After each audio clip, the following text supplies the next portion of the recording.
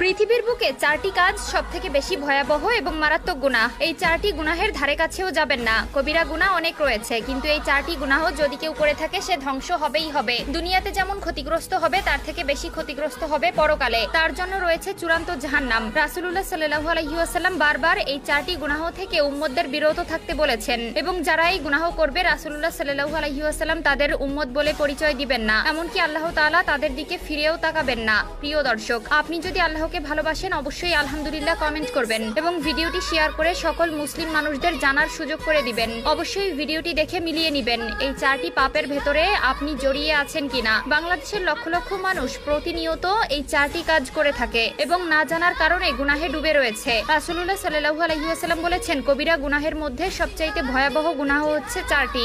1 নম্বরে আল্লাহর সাথে কাউকে শরীক করা, শিরক তথা আল্লাহর সঙ্গে অংশীদার স্থাপন করা সবচেয়ে বড় গুনাহ। নবীজি সাল্লাল্লাহু আলাইহি ওয়াসাল্লাম শিরকের মারাত্মক পরিণাম সুস্পষ্টভাবে তুলে ধরেছেন। 2 নম্বরে অন্যায়ভাবে কোনো মানুষকে মেরে ফেলা। প্রতিটি মানুষের জীবন ও মর্যাদা আল্লাহর কাছে অপরিসীম, এজন্য অন্যায়ভাবে কাউকে হত্যা করাকে ভয়াবহ অপরাধ হিসেবে ঘোষণা করেছেন। অন্যায় হত্যাকাণ্ড হারাম এবং কুফর তুল্য। কোরআনুল কারিমে আল্লাহ তাআলা ইরশাদ করেছেন, তোমরা সেই প্রাণকে হত্যা করো না যার হত্যা আল্লাহ তাআলা হারাম করেছেন, তবে শরীয়ত অনুযায়ী তার অধিকার প্রমাণ হলে ভিন্ন বিষয়। সূরা বনী ইসরাঈল আয়াত 17-33। আল্লাহ তাআলা শিরকের নিষেধাজ্ঞার পরেই অন্যায় হত্যাকে হারাম ঘোষণা করেছেন। সূরা ফুরকান আয়াত 25, 68, 69। আল্লাহ তাআলা নবীজি সাল্লাল্লাহু আলাইহি ওয়াসাল্লামকেও শিরক থেকে সতর্কতা অবলম্বন করতে এভাবে বলেছেন, যদি তুমি শিরক করো তবে তোমার সমস্ত আমল অবশ্যই বাতিল হয়ে যাবে এবং নিশ্চিত ক্ষতিগ্রস্তদের অন্তর্ভুক্ত হবে। সূরা জুমার আয়াত 65। যে ব্যক্তি কোনো শিরক করা ছাড়া আল্লাহর সঙ্গে সাক্ষাৎ করবে সে জান্নাতে প্রবেশ করবে, আর যে ব্যক্তি শিরক করা অবস্থায় মৃত্যুবরণ করবে সে জাহান্নামে প্রবেশ করবে। মুসলিম 93।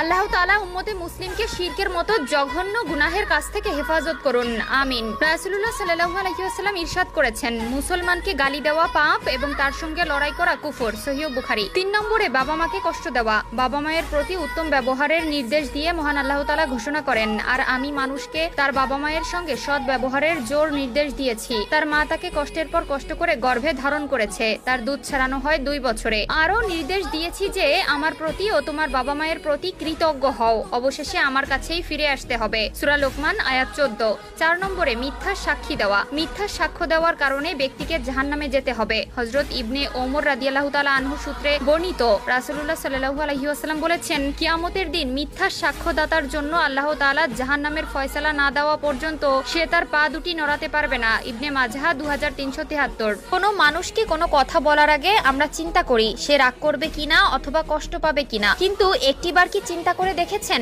আপনার